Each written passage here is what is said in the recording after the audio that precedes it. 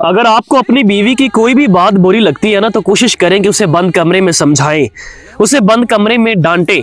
यकीन करें आप मर्द ही रहेंगे, आप ट्रांसजेंडर नहीं बनेंगे अगर आप अपनी बीवी को बंद कमरे में डांट रहे होंगे, बंद कमरे में समझा रहे होंगे।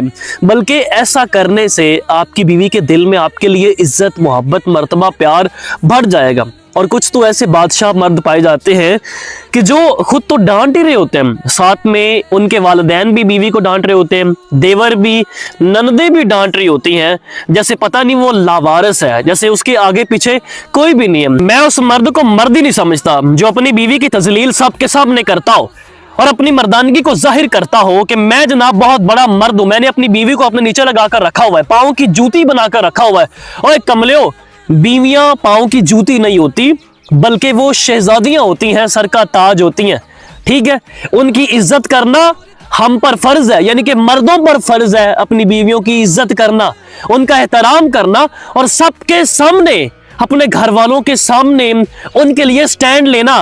वो निकाह करके आपके पास आती हैं, ससुराल में सिर्फ और सिर्फ आप उसका सहारा होते हो, वो आपके सहारे चल रही होती है ससुराल में। जब सबके सामने मिलकर आप भी डांटोगे तो वो यकीन करें अंदर से टूट जाती है, फिर वो एक जिंदा लाश बन जाती है। वो फिर गुजारा कर रही होती है अपने बच्चों के मुंह को देखते हुए कि मेरे बच्चे जवान हो गए हैं, अब मैं कहाँ जाऊं तलाक लेकर, किसके पास जाऊं। आपका हक बनता है उनके लिए स्टैंड लेना, उनके लिए खड़े होना, उनकी इज्जत करना। इसमें आप लोगों का घाटा नहीं है कि आपकी नामर्दानगी शो होगी ऐसा करके कि आप बीवी की इज्जत कर लेंगे। नहीं नहीं भाई, मैं उसको मर्द कहता हूं कि जो अपनी बीवी की इज्जत करता है सबके सामने, अपने माँ बाप के। हाँ, वो जनाब अपनी बीवी का हाथ थाम कर यूं पकड़ कर कहता है कि ये मेरी बीवी है और काइंडली गुजारिश है कि मेरी बीवी से कोई भी ऊंची आवाज में बात नहीं करेगा। अगर मेरी बीवी से कोई भी गलती हो तो आपने मुझे बताना है, मैं डांटूंगा, मैं समझाऊंगा।